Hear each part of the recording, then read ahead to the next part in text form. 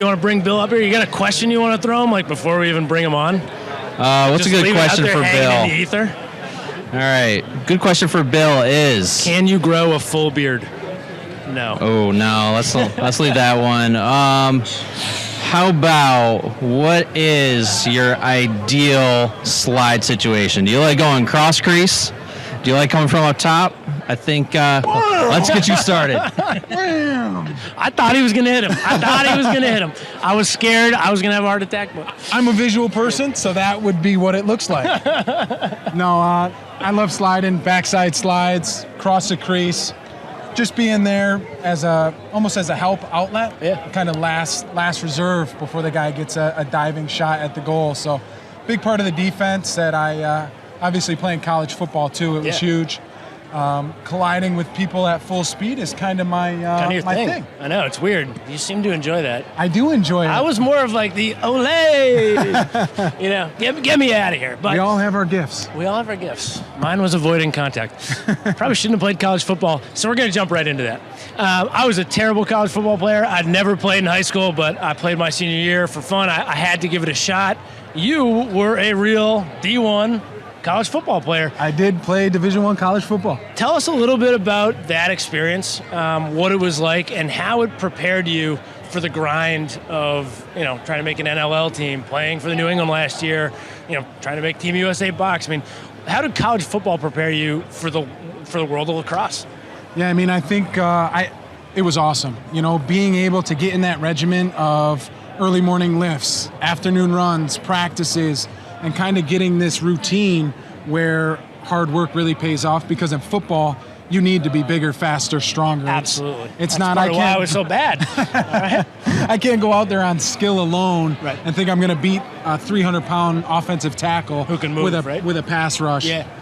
It comes down to technique, relentless work ethic, and watching a lot of film and studying. So taking those skill sets that I learned from playing at Sacred Heart University kind of propelled me to have a little stint in the NLL and continue it going and take those bigger, faster, stronger mentality, the training and watching film to be a lacrosse player, a real lacrosse player. Yeah, I mean, because you played all the way through high school. I would assume you probably considered playing a little bit in college if you could have. We've talked about this a little bit before. A little. And I need the people to hear this story because Bill was like, playing football his freshman year. And then what were you doing in the winter? Yeah, so I was, in high school, I was a 3-sport athlete. I played football, ice hockey, lacrosse. I just love playing sports, competing. That's my thing. It was normal, right? You go from one to the next sport. I was the same way, right? Cross-training, in a sense. Summers were for lifting. So after football, I went and I tried out for the hockey team at Sacred Heart University. Amazing. And I was playing with the JV hockey team, and I had a game coming up, and my coach was like, Bill, my football coach pulls me aside. He's like, are you playing ice hockey? And I was like, yeah, it's awesome. Great guys. Love them. They're cool. He's like, you're not going to be playing ice hockey. I was like, what do you mean? He's like, you're on scholarship. You can't just play all these sports. So that was the end of my hockey career. So end of my lacrosse, hockey, football focused. But you're back into it. So I'm back, baby. We got lucky. Speaking of getting back into it, I mean, you got the sweater on. I do. You're playing in the game tonight. Very exciting to see you trying out for the Team USA box program. I mean, what kind of precipitated that decision, and what said, I'm going to try out for the U.S. team? Because I think you're eligible, right, for both the U.S. and the Iroquois. But what kind of made you decide to take the plunge for the U.S. team? I think it's kind of twofold. I tried out for Iroquois back in 2013 for the 2015 team. Oh, for the 2014 team. Yeah, okay. Didn't make it. And I'm not one of the elite field players. I'm not a world-class field lacrosse player. But then I tried out for the box team the next year, and I ended up not making it. So obviously I take accountability for not making it. But there was other things that kind of transpired where at one point I was told I was on the team, and then at the other end I didn't end up making the team. So then I had to make a decision for myself. Well, I'm an American. I love America. And let me try out for this Team USA. I mean, and it's very exciting to be a part of this team because there's a ton of athletes. You know, like they are by far, we are the most athletic, fit team to hop on that field. When it comes to Canada, when it comes to Iroquois, I have no doubt in that. Now it's just a matter of getting that lacrosse IQ, because obviously the Canadians are probably the smartest box lacrosse players in the world. They got Dan Dawson, Sean Evans. They push transition. They know how to play ball. Yeah. Then the Iroquois, obviously, with the Thompsons and Johnny Paulus, they're a high-powered, skill-based team. But I think, like I said, I think Team US can edge all those guys in the physical aspect of the game. And then having Reggie Thorpe come on board with his 15 years of experience in the NLL, that's going to be a game changer. So I'm excited to be trying out and a part of the whole process. That's awesome. I mean, I'm very excited to watch the game tonight, not only to see you play, but also to see some of these other guys who've primarily been field guys. Obviously, the guys who are playing in the NLL, Tommy Schreiber, Kieran McCardle, are not playing tonight, right? So it's kind of a good chance, and there's kind of no pressure, right? Because you're still a year and a half away, 40, 42 guys playing in this game.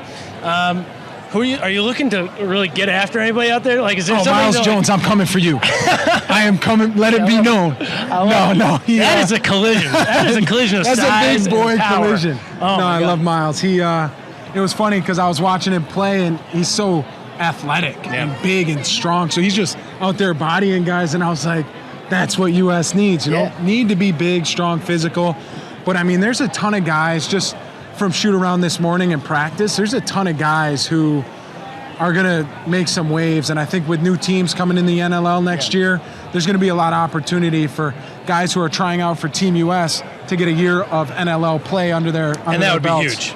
Really huge. Right. I mean, only way you get to better, play that every week of experience. that high caliber lacrosse, you know, it's like playing a full season of Senior A, you know, for Peterborough. It's like, how do you learn all of that without doing it? I think it can be very difficult. You guys have kind of taken a different route, like yourself playing for Onondaga over the summers, Thompson sometimes playing for Onondaga over the summers. I mean, for you, is it more about the reps? And can you tell people a little bit the difference between like what the Onondaga Athletic Club plays versus maybe what the Six Nations Chiefs plays, and like the difference there? Yeah, so it's essentially two different leagues, and I would say the MSL is a very competitive league. That's the Six Nation Chiefs. That's the Peterborough Lakers. Those Brooklyn are Redmen. I mean, these kind of top level, loaded with pro guys from top to bottom. You got Six Nation Chiefs and Peterborough. They're two all-star teams in the NLL. So it's the highest level of summer ball lacrosse. Right below that is you're going to have your Senior B circuit. So there's Onondaga Redhawks. We play in the Can-Am. It's a great league. Awesome league. It's a lot of talent and, guys who have been playing since they were 3. It's a lot of native teams. So it's a ton of talent. And then you got, so it's a tier under there for sure. Guys aren't in as great a shape, but the skill set is still there. The lacrosse IQ is still there.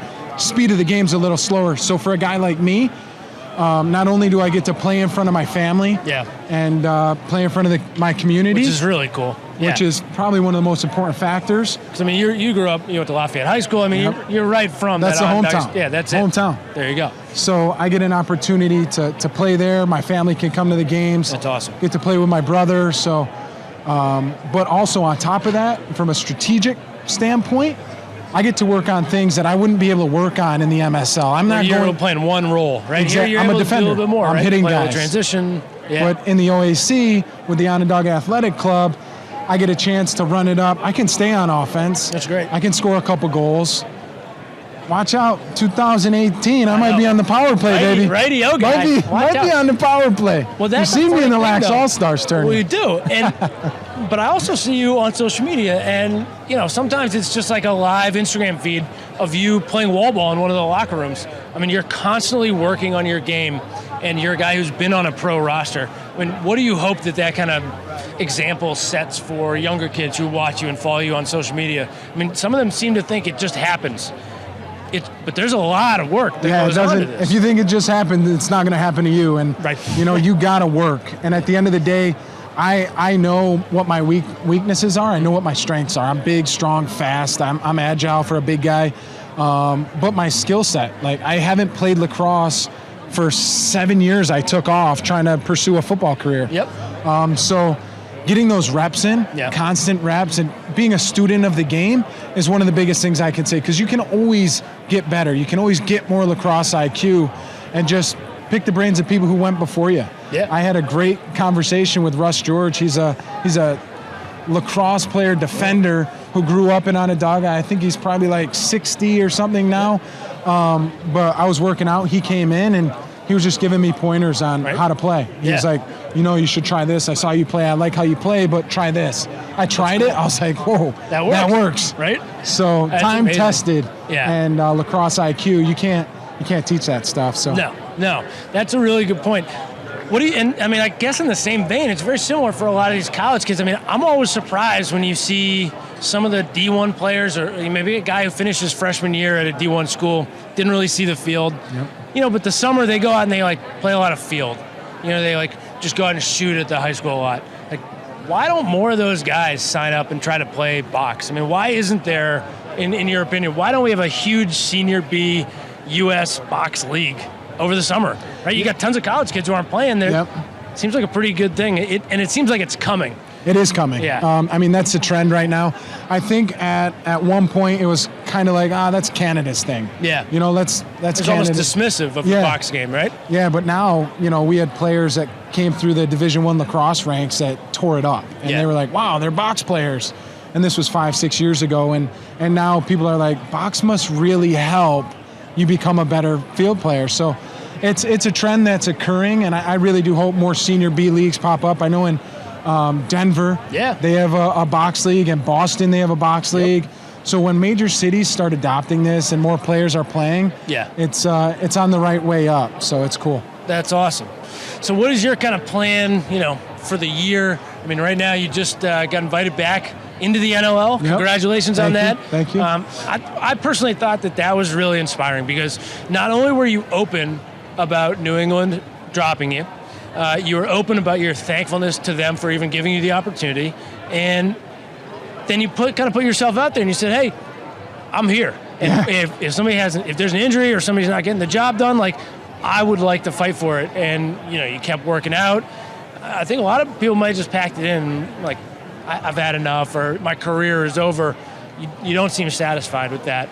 How gratifying is it to then get picked up by Buffalo and told, hey, you're not on the game roster yet, right? You got to earn it. You got to earn it again. I mean, it's a good feeling, though, right? Oh, my God. When someone tells me I have to earn it, that gets me all sorts of fired up, because that's a controllable variable. Energy and attitude, you can always control that. So opportunities like that, I love, because it's on me. And it almost validates the naysayers out there who are like, he's a football player. He just hits people. He's just a fighter. He does this.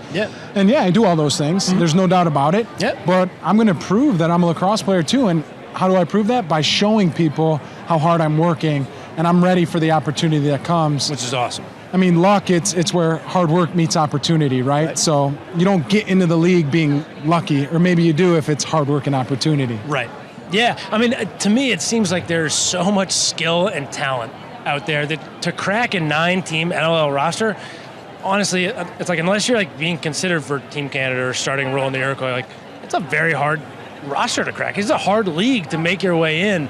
What do you think as it expands, right? 2 more teams next year, hopefully a couple more in the years coming after that. Are we going to see more of these athletic American guys fighting for spots and making it a little past training camp, maybe onto a practice squad roster, onto a game roster? 100%. You got guys like Tom Schreiber up in Toronto who absolutely blew up the league last year. He's an exception. Because, man, I mean, it's one thing to be that athletic, but he's a freak for sure. To score like he does, the touch, and it seems like he's figured out the box scoring methodology really quickly. I'd love to see more of those guys play a little bit over the summers when they're in college.